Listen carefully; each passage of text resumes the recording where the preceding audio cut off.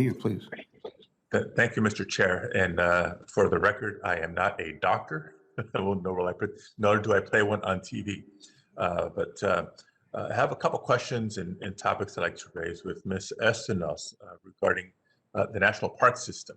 We know that it's a source of pride for so many Americans. Our national parks boast not just stunning scenery and our national monuments and historical parks, but it helps tell the story of our country. However, the stories told by our park system don't completely paint the full mosaic of America, nor does it adequately preserve the full culture and legacy of all Americans.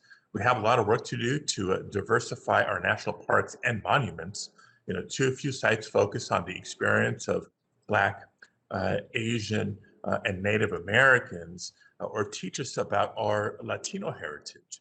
And we don't have enough parks and monuments proudly dedicated to the contributions of the LGBTQ community, and not nearly enough sites that celebrate the contributions of women to our nation's history. So just wondering if you can talk for a minute about how you would work with the Biden administration to ensure that the National Park Service sites better tell America's rich and diverse history.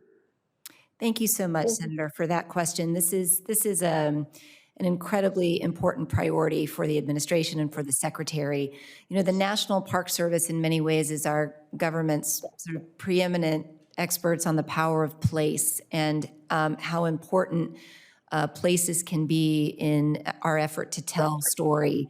And you're right, I agree 100%, as does the secretary, that the range of stories that we tell isn't broad enough. It doesn't tell the full rich story of America, and it is an absolutely high priority for us to fix that problem and to think of our national park sites, which some of them are parks, but they're also historic and scenic trails. We have historic sites, we have national seashores, and there are a rich diversity of stories to be told at most of those sites. And so if I am confirmed, this will be a top priority for me. It's a top priority for the secretary.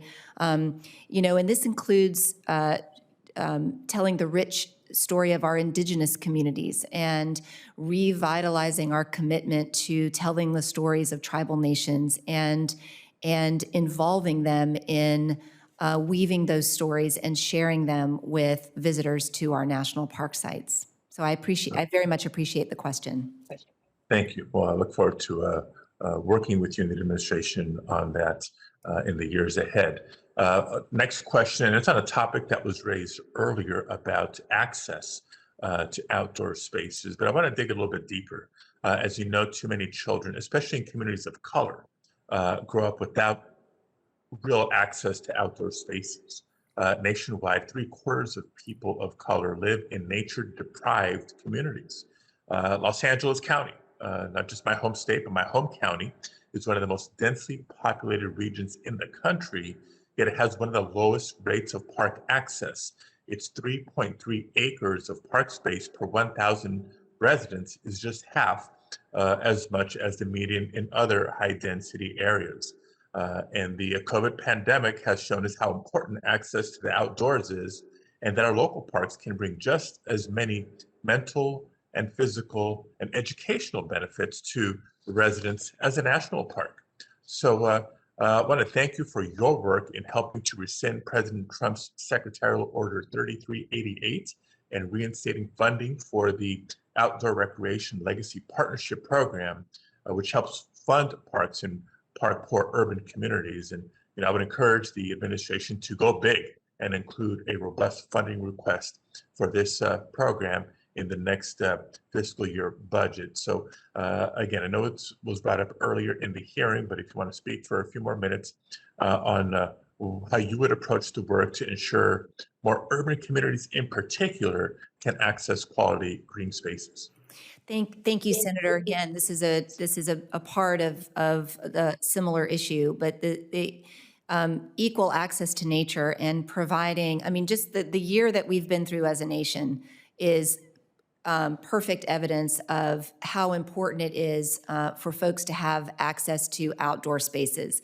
And so many Americans this year have taken refuge in the parks in their neighborhoods and in their communities. And for folks who don't have access to those areas, it's been that much harder to cope with the year that we've lived through. So, as I mentioned earlier, we just 2 days ago announced a $150 million investment in the ORLP program. This is the largest investment. It's a competitive grant program. One of the things that is a high priority for us is to ensure that communities have the opportunity to actually compete for those dollars. And so, we're working hard internally to ensure that we're promoting the program, that we are offering our technical assistance to folks who want to try to participate in that program. And now that the Congress has invested in full funding of LWCF, that is a absolute game changer for communities who need and deserve greater access to the outdoors in their lives and in their communities. Well, thank you for that. Again, look forward to working with you on this in the years ahead. Thank you, Mr. Chair. Yeah, Senator.